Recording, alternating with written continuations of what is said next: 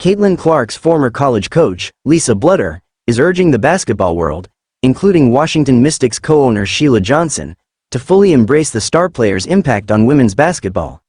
Bluder believes Clark's unprecedented rise has been a boon for the sport and should be celebrated rather than critiqued. Clark, the 2024 WNBA Rookie of the Year with the Indiana Fever, was recently named Time magazine's Athlete of the Year. However, the decision drew criticism from Johnson, the billionaire founder of Bet, who questioned the recognition. In a CNN Sports interview, Johnson argued that Time should have honored the entire WNBA as League of the Year, instead of singling out Clark. She also suggested that racial dynamics within the media played a role in Clark's selection. Bluder. Clark's impact is historic. Speaking to USA Today's Sports Seriously, Bluder, who retired earlier this year after coaching Clark at the University of Iowa, dismissed Johnson's critique. She emphasized Clark's transformative influence on women's sports, comparing it to that of tennis legend Billie Jean King. "It's silly to me that anybody's trying to take away from something that's so good in your sport right now," Bluder said. "Clark is a person that's really helped athletics, helped women's sports in a way that nobody has, maybe since Billie Jean King." Clark's time at Iowa, from 2020 to 2024, was marked by her dazzling performances and growing stardom, culminating in her leading the Hawkeyes to the NCAA championship game earlier this year. Johnson highlights broader issues in women's basketball. Johnson's criticism, however, stems from a broader perspective.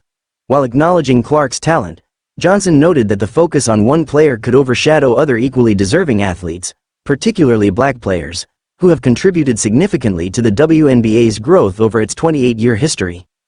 "It's just not Caitlin Clark, it's players like Angel Reese," Johnson said.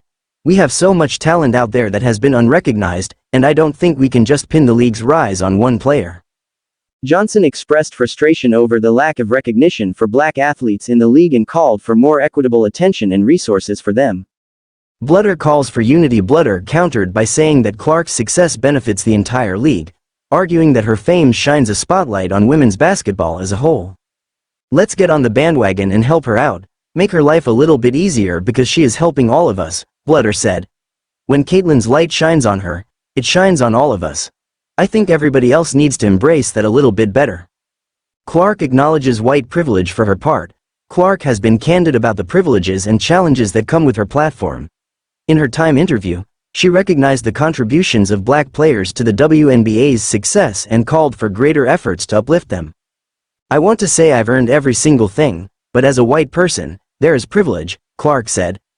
"A lot of those players in the league that have been really good have been black players. This league has kind of been built on them."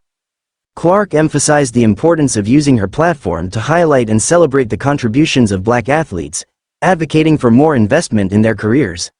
"The more we can elevate black women, that's going to be a beautiful thing," she said.